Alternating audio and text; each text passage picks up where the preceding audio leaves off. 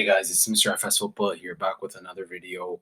Um, Before we get into the video analysis, I kind of just wanted to clarify something that I discussed in yesterday's video, which was centered around the importance of sort of the cognitive abilities relating to spatial awareness over sort of tactics and positional sense, which is generally considered a part of IQ, whereas the cognitive elements aren't really discussed enough when it comes to high IQ. I think a lot of times when people discuss high IQ players, they're talking about X's and O's, they're talking about tactics, movement of players, positional sense. It relates more to sort of how players relate to each other on a chessboard, whereas the game is much more nuanced and much more fluid and flexible in terms of the type of intelligence that's required to succeed at the top level. So I kind of just wanted to give a general overview. I will probably most likely make another video going more in depth into the topics that I'm about to discuss. But just as a general reference point, I tend to categorize the cognitive abilities, which is the majority of footballers' IQ, into two main pieces. The first is the visual spatial processing abilities, and that has three subcategories. First is perception, which is sort of relates to scanning, and that's the buzzword that everyone's talking about now. Relates to the timing of your scan, the critical scan, which is the scan that's made at the latest possible time, right before the ball's about to arrive at your feet. The frequency of the scanning, so it relates to things like that. The second is a general understanding. So once you've perceived and once you have a good picture in your mind, it becomes important to really understand what is actually required in this situation. What are the requirements? Uh, what kind of pass do I have to make? What part of the foot? Who's open? Should I take a shot on goal? And then that kind of relates to the third part, which is analysis, which is the final decision. It's decision making. There's an element of memory to it. There's an element of problem solving to it. The problem solving could be aided by having memory of prior situations or situations that cognitively are similar to the situation. So it becomes a question of also pattern recognition, being able to understand, hey, I've seen this type of situation before on the pitch. So this is the optimizing decision. So I should make this. So that's the first sort of big part of the cognitive IQ of a footballer, the visual spatial processing. And then the second part is reaction time. Reaction time is essentially, in a nutshell, it's how quickly you can react to the perceived information, how quickly you orient your body to prepare for the next action. So it's more along the lines of kinesiology, more along the lines of athleticism. It's more to do with less about the cognitive abilities, but more about like at a fundamental level, what is the how quickly are you reacting, how quickly can you get yourself in the position to prepare yourself to make the required action that you've already decided based off your visual exploration. So these things that tend to go hand in hand in general. They It's not always the case that they go hand in hand. Sometimes you'll find players that have better reaction than visual spatial processing. So there tends to also be a compensatory element to it.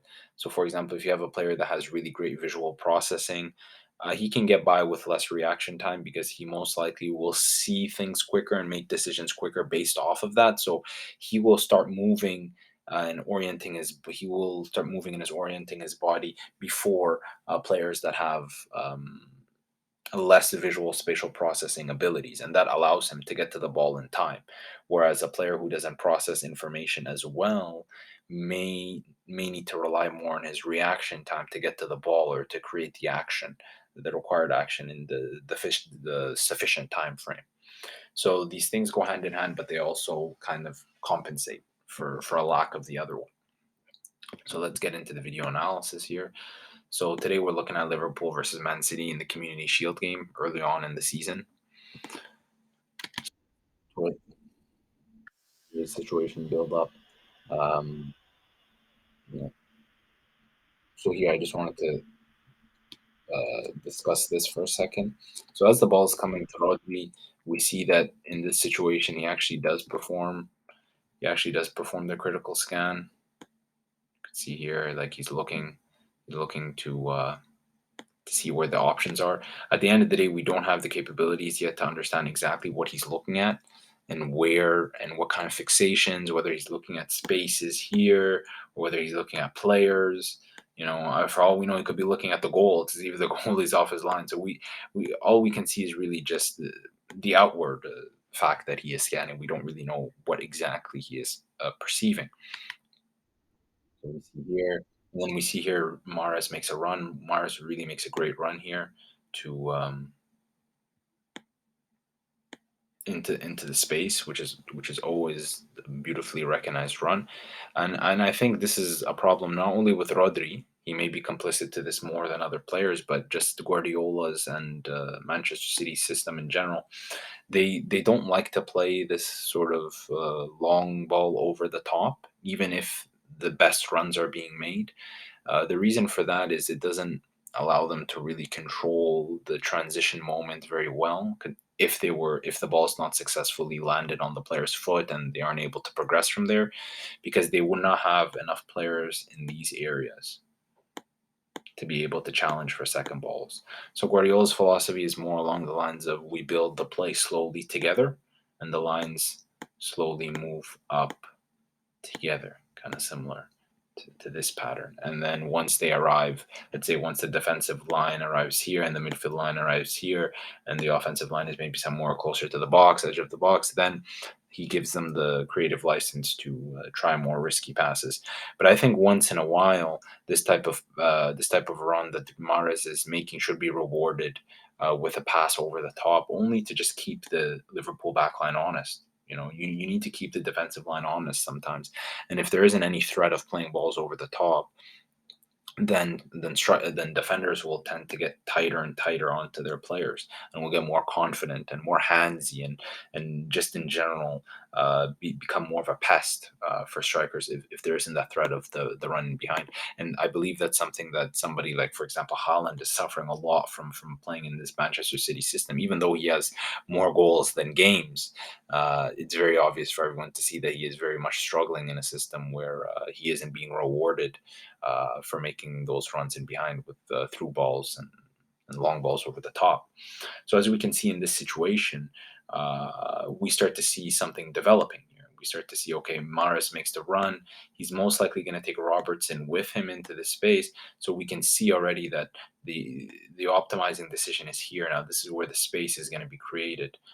Situation for Kyle Walker to receive and maybe take a couple dribbles down the line. So let's see what Rodri does and how it plays out.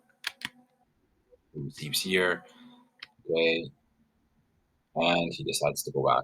And I think in this situation, this is a problem a lot of the times that we see with Rodri. He's a great interceptor of the ball. He's a great player in terms of pass completion, and he tends to exercise great control over the game. But one aspect of his game, and I think a lot of midfielders in Manchester City are lacking, is the ability to sometimes be able to play this pass. You know, especially here. I mean, this is the run is essentially cleared that whole pathway. So I think in this situation, Rodri should have made the pass here and then kept going. And you can even see in De Bruyne's body language here that he's pointing towards where the space is to kind of help Rodri with decision making. So that option is not taken. They go back, they build up, and then the ball comes back to Rodri again. I think now he sees it and he's able to play, but it's too late because he's obviously at the top level of football. And then and then you see here the frustration of Kyle Walker at Maras. They start to go at each other when both of them are technically at fault, when neither of them are scanning. So yeah. So I think it's best to leave it at here for today. So yeah, Mr. FS football out. Like I said earlier, it's very important to like, share, subscribe, because there's going to be a lot more videos coming in the future, and hopefully we can continue on discussing what I believe to be a very important topic that's often overlooked in individual and team football training.